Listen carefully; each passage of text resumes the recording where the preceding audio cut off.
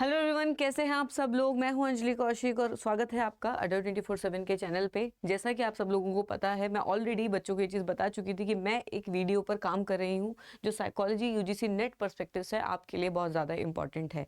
तो जितने भी एग्जाम्स आपके पिछले 5 सालों में हुए हैं 2019 ऑनवर्ड, उनमें डिजिट वाइज मैं कैलकुलेट करके लाई हूँ कि किस यूनिट से कितने क्वेश्चन आए हैं और किस तरीके की फ्लक्चुएशन जो है क्वेश्चन में वो यूजीसी नेट में हमें देखने को मिली है। जैसे लेमन टर्म में तो हम डिस्कस करते ही रहते हैं कि ये वाला पोर्शन बढ़ गया, ये वाला पोर्शन बढ़ गया, लेकिन आज मैं प्रॉपर स्टैटिस्टिकल एनालिसिस करके लाई हूँ, पेपर के ऊपर रिसर्च करके लाई हूँ, जिसमें सिर्फ आपके पास जून 2024 वाला एग्जाम यहाँ पर मेरे पास अवेलेबल नहीं हो पाया, तो उसका एनालिसिस मैं नहीं कर पाई। लेकिन उसके अलावा जितने भी आपके PYQs हैं उन सब का एनालिसिस पिछले 5 सालों का आपको इस वीडियो में दिखेगा और हम डिजिट वाइज बात करेंगे। मैं बताऊंगी कि कैसे एक यूनिट जो है उसका जो क्राइटेरिया है वो बढ़ रहा है पेपर में, कैसे जो दूसरी यूनिट्स हैं उनका जो पोर्शन है वो डिक्लाइन कर रहा है। ठीक है, तो सारा हम यहाँ पर डिस्कस करेंगे। ठीक है, चलो guys, this video is basically very important for the people who are preparing for UGC NET right now. तो उनको पता चलेगा कि यूजीसी नेट किस हिसाब से आपके जो क्वेश्चन हैं उनको फॉलो करता है। ये मैंने आपके ईयर्स लिखे हुए हैं ऊपर। ठीक है, ये आपके ईयर्स हैं जिस ईयर के पेपर का हम बेसिकली यहाँ पर बात कर रहे हैं, और ये आपकी यूनिट्स हैं। तो फर्स्ट स्लाइड्स में हम जो हमारी फर्स्ट स्लाइड है इसमें मेरे पास 5 यूनिट हैं। ठीक है, और 5 यूनिट में हम एक बार देखेंगे कि कहाँ से हमारे पास कितने क्वेश्चन जो हैं वो आए हैं। ठीक है, फर्स्ट 5 यूनिट हम इनिशियली एनालाइज करेंगे। तो जैसा कि हम एग्जाम के ट्रेंड को अगर देखते हैं, यूनिट 1 की जहाँ पर मैं बात कर रही हूँ, ठीक है, यूनिट 1 की जहाँ पर मैं बात कर रही हूँ, तो 2019 में वहाँ से सिर्फ आपको एक ही क्वेश्चन देखने को मिला था। ठीक है, और मैं कई बार ये चीज़ बता चुकी हूँ कि पहले यूनिट 1 से क्वेश्चंस नहीं आते थे, वो अगर हम एग्जाम पर्सपेक्टिव से देखते थे तो हम उसको काफ़ी ज़्यादा अवॉइड करके चलते थे, क्योंकि हमें पता है कि इससे आपके जो क्वेश्चंस हैं वो नहीं बन रहे थे। लेकिन रीसेंट डे में मैंने कई बार बोला है कि 2019 ऑनवर्ड अचानक से इन क्वेश्चंस में स्पाइक देखने को मिला। सीधा ही 10 क्वेश्चन आपको देखने को मिलेंगे जो 2019 में आए, और उसके बाद वो चीज़ मेंटेन रही है। तो जो आपकी यूनिट 1 है उसका रेलेवेंस 2019 ऑनवर्ड आपको किस तरीके से एक स्टेब्लिश्ड वे में बढ़ता हुआ नजर आ रहा है, ये आप देखो। जैसे इनिशियली एक क्वेश्चन आता था, देन 10 क्वेश्चंस डायरेक्टली आए हैं, देन 5, 9, 12, 7। अब ये लगाओ कि इनको इंटू 2 कर लो आप। तो यहाँ पर अगर आप देखोगे तो आपको 24 मार्क्स की यूनिट 1 बन रही है, यहाँ पर आपकी 14 मार्क्स की यूनिट 1 है।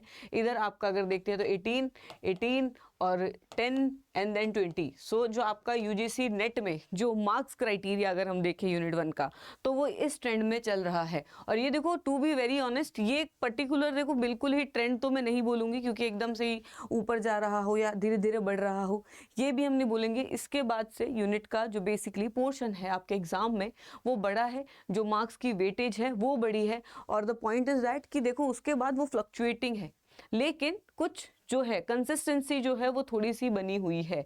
10 के बाद इन्होंने सीधा 5 क्वेश्चंस को पूछा है, लेकिन उसके बाद 9, 12, 7, और ये कंसिस्टेंसी जो है वो अभी भी बनी हुई है। तो आई एम होपिंग कि आने वाले टाइम में अगर देखा जाए तो ये कंसिस्टेंसी जो है वो आपकी रहने वाली है। यूनिट 1 आपकी नियर बाय 20 मार्क्स की हम लगा सकते हैं, क्योंकि अगर हम एक एवरेज करके देखें सबका, तो आई वुड से कि 20 विल बी द आंसर, कि अराउंड 20 जो है 20 मार्क्स की वेटेज जो है हम यूनिट 1 को दे सकते हैं, जैसा यूजीसी नेट अभी तक चलता हुआ आ रहा है। Again I would like to say कि ये सारे अप्रोक्सीमेशंस है।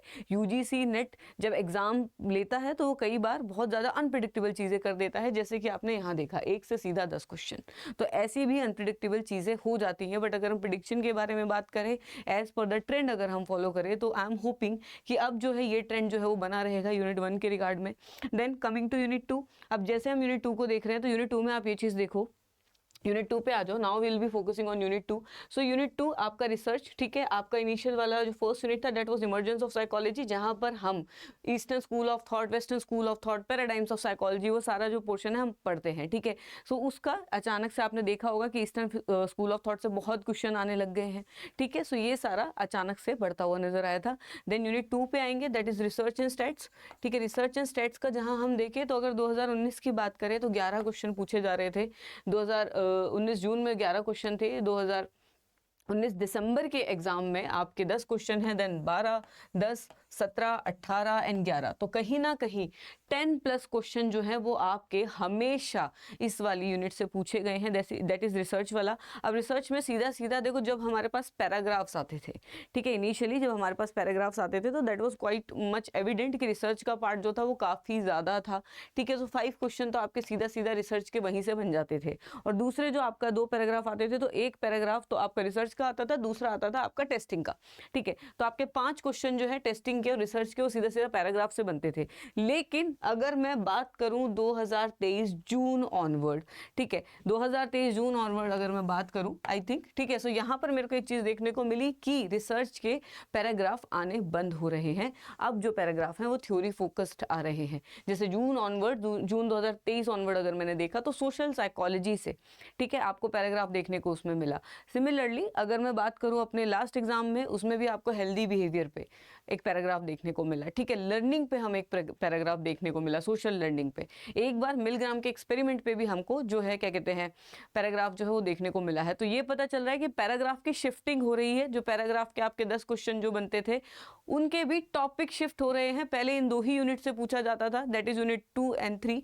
Unit second is your research and unit third is your basically testing. So initially हम सिर्फ उसी को ही पूछ के चलते थे, लेकिन अभी जो है वो बाकी यूनिट्स पे भी फोकस हो रहा है।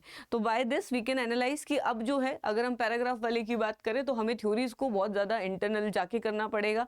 अगर हम बाकी की 8 यूनिट्स की बात करें तो उन्हें भी हमें ढंग से करना पड़ेगा, क्योंकि वहाँ से भी आपके लिए पैराग्राफ जो है वो आ सकता है। सो प्रेजेंट डे में ये चेंज भी यूजीसी नेट में आपको देखने को मिला है।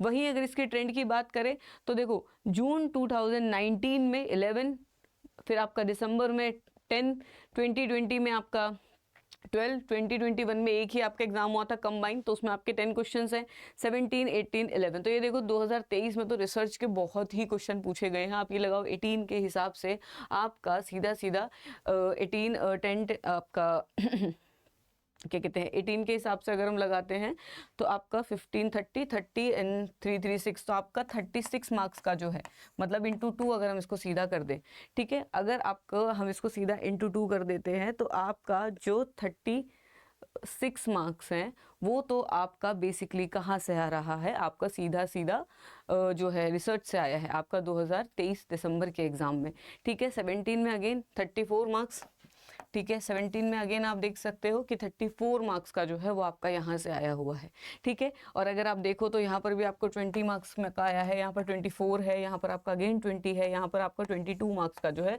वो सीधा सीधा यहाँ से आया है। और रिसेंट जो आपका एग्जाम हुआ है उसमें भी आपको 22 मार्क्स का जो है वो आपका रिसर्च से आया है। तो रिसर्च ने अपना डोमिनेंस बनाए रखा है। ये चीज़ यहाँ पर एनालाइज हो रही है कि रिसर्च का सारे पेपर में डोमिनेंस जो है वो बना हुआ है। 20-22 मार्क्स कहीं पर भी हमें ऐसे नहीं दिख रहा कि जो है 20 से नीचे इस नंबर इसकी वेटेज गई है, ठीक है। 20 से नीचे आप कहीं पर भी देखो, कहीं पर भी इस यूनिट की वेटेज नहीं गई है। सो आई वुड से कि one of the most important unit जो आपको करनी है। प्लस चेंज क्या है कि एक बार पहले पैराग्राफ्स आते थे, अब पैराग्राफ नहीं आ रहे हैं, लेकिन जो क्वेश्चंस आ रहे हैं वो समहाउ रिसर्च से जो पूछे जा रहे हैं वो क्वेश्चन जो है वो आपको वहाँ पर अटेम्प्ट करने हैं, ठीक है। मे बी पैराग्राफ नहीं है, लेकिन वेटेज जो है, वेटेज में डोमिनेंस इसने अभी भी बनाए रखा है। So unit second will be one of the most important unit of your UGC NET, that is research and stats. Then we will be moving forward to the unit 3। अब unit 3 is your basically testing, ठीक है। Unit 3 is your basically testing. अब testing में आप जैसा देख रहे हो कि टेस्टिंग में थोड़ा सा 8 मार्क्स आपका 2019 जून में है, देन दिसंबर 19 में आपके पास 13 क्वेश्चन है, ठीक है। यहाँ पे 8 क्वेश्चन है, देन 13, देन 14, 14, 6, 8 एंड 10। तो ये भी है, इसका भी ये लगाओ कि इसका, चलो हमने इसका एवरेज किया था कि यहाँ कहीं ना कहीं 20 मार्क्स का जो है, ठीक है, 20 मार्क्स का जो वेटेज है वो इसने बना ही रखा है। किसने? आपके बेसिकली मतलब लमसम करके चलते हैं तो आपका 20 नहीं है, एक सेकेंड, आपका रिसर्च ने तो अराउंड 25 टू 30 मार्क्स का डोमिनेंस जो है वो बनाए रखा है, अगर हम एक एवरेज लेकर चलते हैं तो। लेकिन अगर हम बात करते हैं आपका टेस्टिंग की, तो टेस्टिंग में भी आपके 20 मार्क्स के अराउंड जो है वो डोमिनेंस उसने बनाए रखा है, एवरेज करके प्लस माइनस करके। सो 20 मार्क्स के अराउंड जो वेटेज है वो आपको इसकी देखने को मिलेगी, दैट इज 8, 13, 14, और बीच में जो वेटेज है वो आपको बढ़ती हुई भी दिखेगी। अब ये जो बड़ी है, ये जो बड़ी है, इसका रीज़न मैं बताती हूँ कि ये जो यूनिट बड़ी है यहाँ पर जो आपको एक इंक्रीज देखने को मिलेगा, इसके पीछे रीज़न ये भी है कि जो इंटेलिजेंस टेस्ट है ठीक है, जैसे आपके इंटेलिजेंस टेस्ट हो गए, पर्सनैलिटी टेस्ट हो गए, ठीक है, वेशलर्स अडल्ट इंटेलिजेंस स्केल हो गया, तो ये जो क्वेश्चन है इनके डायरेक्ट जो इनके बेसिकली आपको स्केल्स जो होते हैं, जो इनके इंटरनल स्केल्स होते हैं, उनसे डायरेक्ट क्वेश्चन आए हैं कि कौन सा है, इसमें परफॉर्मेंस है या नहीं है।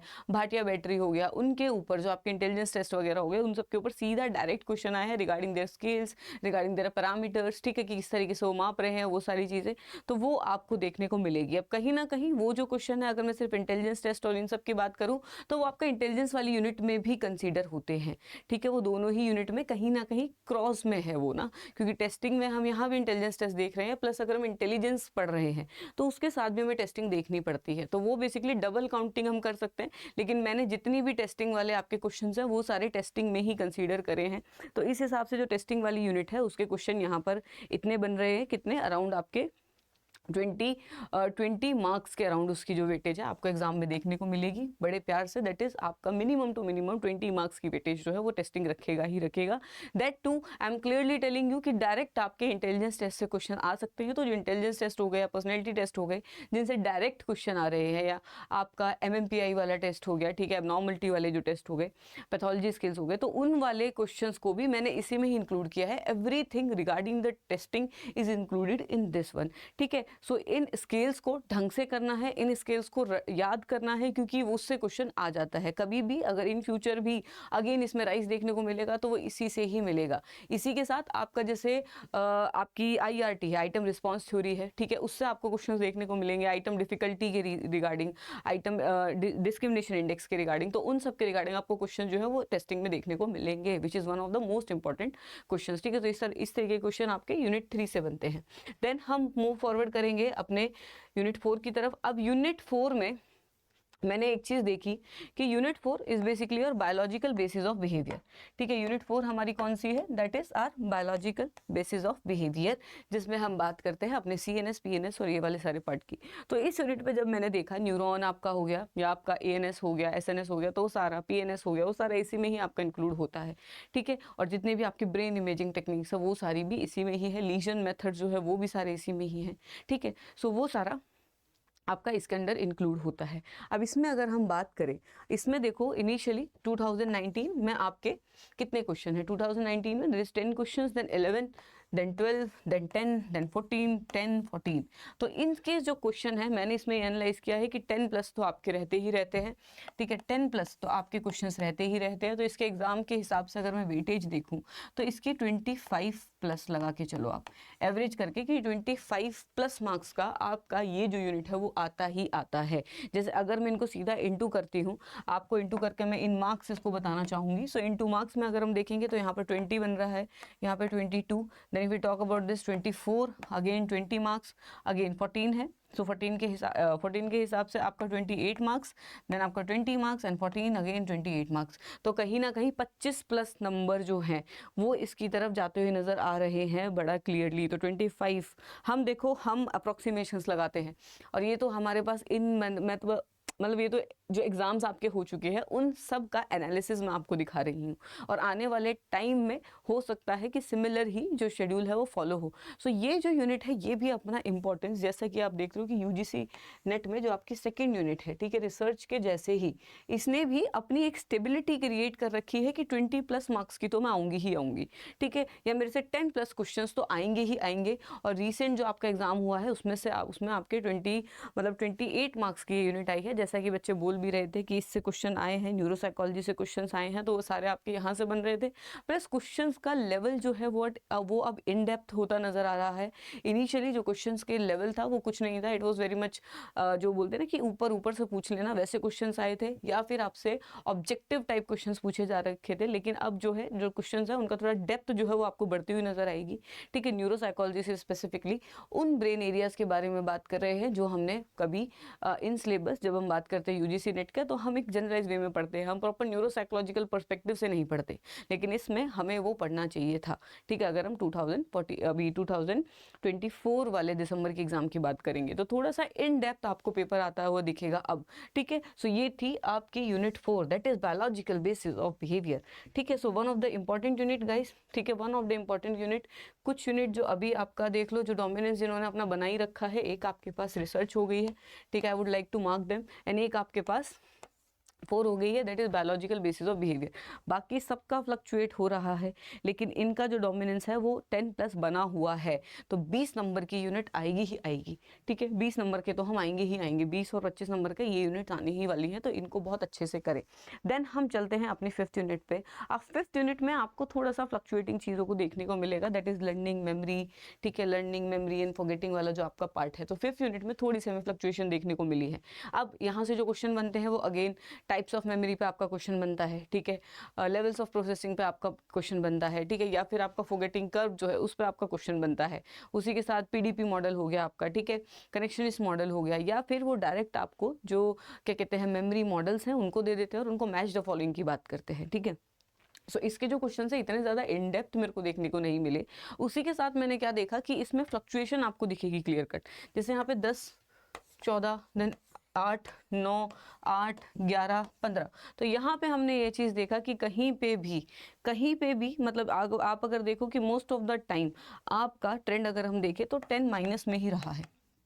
ठीक है, जो इसका जो वेटेज रहा है वो ज़्यादातर टाइम आपका 10 माइनस में ही रहा है। 3 टाइम ऐसा हुआ है कि 10 या 14 क्वेश्चंस आए हैं और वो क्वेश्चंस बहुत ऊपर से थे, बहुत ही ऊपर से, वेरी बेसिक फंडामेंटल क्वेश्चंस। तो जब भी पेपर अगर आप देखोगे, जो मतलब जहाँ पर अगर आप इस पेपर को प्रॉपर एनालाइज करने बैठोगे तो आप ये देखो कि जहाँ पर पेपर में इसका वेटेज बढ़ा है वहाँ पर अगर देखा जाए तो लेवल जो है वो पेपर का जो क्या कहते हैं डिफ़िकल्टी लेवल, अगर हम इसके क्वेश्चंस की बात करें तो वो बहुत कम रहा है। बहुत इजी और बहुत क्लियर आंसर्स आपको देखने को मिलेंगे कि इम्प्लिसिट मेमोरी क्या है या ये क्या है वो क्या है, वो बहुत क्लियर आंसर आपको देखने को मिलेंगे। ठीक है, तो इतने टफ क्वेश्चंस नहीं आते, इजी टू स्कोर है। तो आई वुड से कि इस यूनिट को अच्छे से कर लो, in this you can score very easily, क्योंकि क्वेश्चंस आपके कहाँ से आ रहे हैं, क्लासिकल कंडीशनिंग से आ रहे हैं या फिर आपके थॉर्नडिक के लॉ से आ रहे हैं, वो आपका एक इंपॉर्टेंट क्वेश्चन है। उसके अलावा कहाँ से क्वेश्चन आ रहे हैं कि 3 स्टोर मॉडल जो है उससे आ रहा है, लेवल ऑफ प्रोसेसिंग से आ रहा है। तो ये जो कुछ इंपॉर्टेंट टॉपिक्स हैं और उनके भी बेसिक क्वेश्चन आ रहे हैं, निमोनिक डिवाइसेस से आपका क्वेश्चन आ रहा है। ठीक है, सो इस टाइप के क्वेश्चन आपको इधर देखने को मिलेंगे। देन मूविंग फॉरवर्ड आगे चलते हैं। सो 6 यूनिट की तरफ हम मूव फॉरवर्ड करेंगे। अब 6 यूनिट है हमारी thinking, intelligence and creativity, that is your higher level of processing, जो हम लेवल 2 एबिलिटीज भी बोलते हैं अगर हम आर्थर जेनसन की बात करें तो यहाँ पर आपका मेटाकॉग्निशन वाला पार्ट है, वो सारा आपको यहाँ पे देखने को मिलेगा। सो अगर हम बात करते हैं इसमें 6th वाली यूनिट में, तो 6 यूनिट में अगर हम एनालाइज करें तो 2019 में 10 क्वेश्चंस आपके आए थे, देन 7, देन 12, देन 11, 5, 4, 7। सो इसका वेटेज आई वुड से कि मेरे को यहाँ से एक डिक्लाइन जो है वो देखने को मिला 2020 ऑनवर्ड। उससे पहले फिर भी जो है वो थोड़ा सा बना रखा था, लेकिन 11 के ऑनवर्ड 5 और 4 और 7 तो आपका सिंगल डिजिट नंबर में जो क्वेश्चन है वो आना स्टार्ट हो गया। ठीक है, और यहाँ पर भी जो आपके 2019 के जो क्वेश्चन है, these were more regarding the intelligence theories. और ट्रेंड जो आपका चेंज हुआ है वो क्या आया है कि इनिशियली जो क्वेश्चन है वो इंटेलिजेंस थ्योरीज के रिगार्डिंग आते थे, लेकिन जब हम मूव फॉरवर्ड करेंगे आगे तो अभी अगर हम क्वेश्चन की बात करें तो मेटाकॉग्निशन से आपको क्वेश्चन देखने को मिलेंगे। किससे? मेटाकॉग्निशन से, जिसमें आपको मेटाकॉग्निटिव जो है उसकी क्या है, मतलब क्या उसके फंक्शंस हैं, उन सब के क्या उसके कैरेक्टरिस्टिक्स हैं, तो वहाँ से आपको क्वेश्चंस अब देखने को मिलेंगे।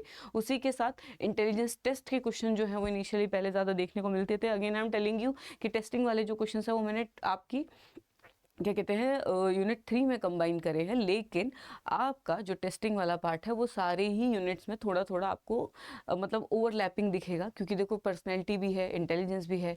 ठीक है, सो उन सब में आपको थोड़ा थोड़ा जो है वो ओवरलैपिंग दिखेगी उन सारी यूनिट्स में जिसमें भी आपके टेस्ट आ जाते हैं। सिमिलरली एटीट्यूड या एप्टीट्यूड टेस्ट की अगर हम बात करेंगे तो वो आपको दिखेगा। ठीक है, देन मूविंग फॉरवर्ड चलो।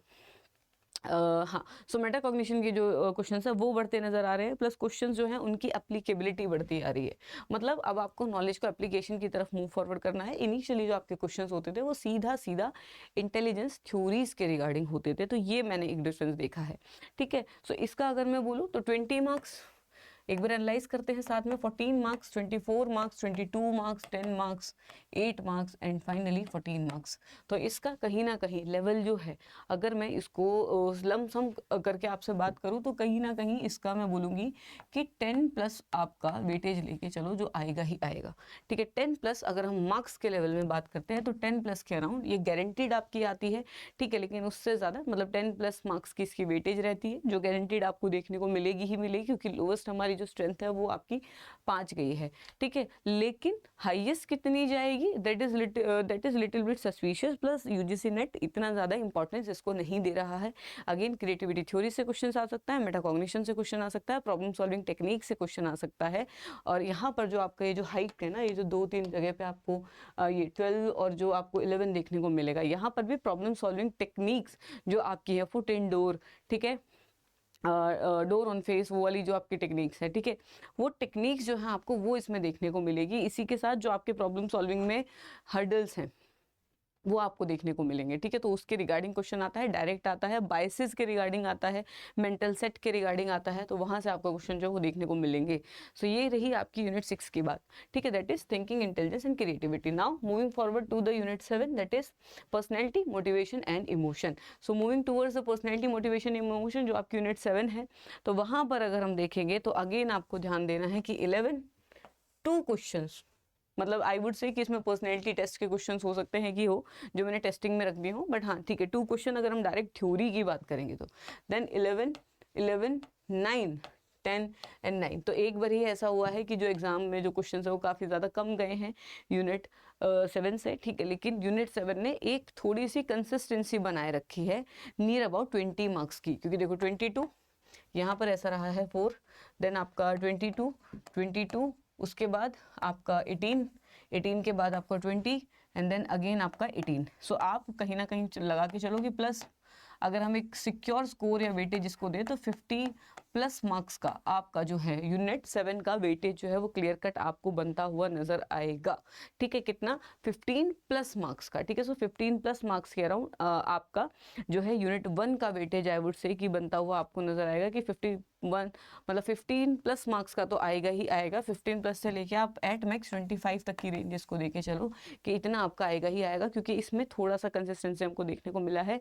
And again I am telling you कि देयर आर चांसेस कि यहाँ पर जो है इंटेलिजेंस टेस्ट, जो पर्सनैलिटी टेस्ट है, वहाँ से क्वेश्चन हो, and I might have included that question, मतलब all of those question to the testing part. तो हो सकता है कि इसलिए यहाँ पर भी डिक्लाइन देखने को मिला हो, ठीक है, क्योंकि I don't wanted to double count the testing. So मैंने वो स्पेसिफिकली जो टेस्टिंग वाला पार्ट है वो टेस्टिंग में ही रखा है, that I am telling you very clearly. और मैं अपना सब्जेक्ट भी जब कराऊंगी तो मैं वो सारा टेस्टिंग में ही आपको कराने वाली हूँ।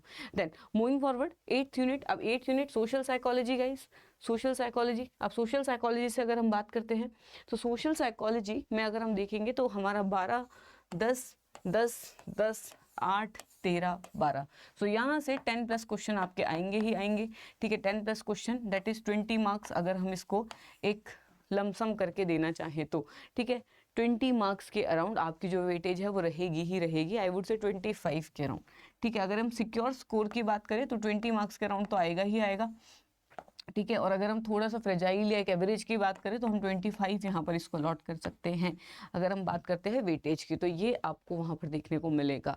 देन अगेन इससे जो है जो एक्सपेरिमेंट है उससे आपको एक बार या शायद से 2 बार हमें सोशल साइकोलॉजी से जो आपका ये वाला पार्ट है, पैराग्राफ वाला जो पार्ट है वो भी आपको देखने को मिलेगा, ठीक है। सो पैराग्राफ का लेवल जो है वो चेंज हो रहा है, पैराग्राफ की शिफ्टिंग हो रही है, टेस्टिंग से और रिसर्च से आता था, अब थ्योरीज की तरफ हम शिफ्ट कर रहे हैं। तो 1-2 बार आपका पैराग्राफ जो है इस यूनिट से आ चुका है, और अभी जो है आपका 10th यूनिट से भी जो पैराग्राफ है वो आ चुका है, ठीक है। सो ये 2 यूनिट है जहाँ से आपके पैराग्राफ आ चुके हैं टिल नाउ। अब बाकी पता नहीं है किस किस यूनिट की तरफ मूव फॉरवर्ड करते हुए नजर आएंगे। और हाँ, लर्निंग से भी आपका पैराग्राफ आ चुका है, सो आई वुड से कि 5th यूनिट से भी आपका जो पैराग्राफ है वो चीज़ आ चुकी है। Then moving forward with the 9th unit, अब 9th unit is one of the most important I would say, क्योंकि 9th ने भी अपना कहीं ना कहीं जो लेवल है वो क्रिएटेड रखा है थ्रू आउट द एग्जाम। 11 13 8, अब देखो 11 13 8 11 20 40 मार्क्स गाइस, 40 मार्क्स तक गई है ये 8 11। सो यहाँ पर आप ये चीज़ देखोगे, अगर 40 मार्क्स का ये था तो यहाँ पर आपकी डेवलपमेंटल साइकोलॉजी से रिलेटेड क्वेश्चन ज़्यादा पूछे गए हैं, ठीक है। यहाँ पे इंपॉर्टेंट टॉपिक्स की अगर हम बात करेंगे तो आपकी एरिक एरिक्सन की स्टेजेस हर बार पूछी जाती हैं, या तो उनके जो होप्स जो मतलब जो वर्च्यूज जो डेवलप होते हैं उसके रिगार्डिंग आपके पास क्या कहते हैं सीक्वेंस आ जाता है, या स्टेट जो आपकी स्टेजेस होती है उसके रिगार्डिंग एक सीक्वेंस आ जाता है।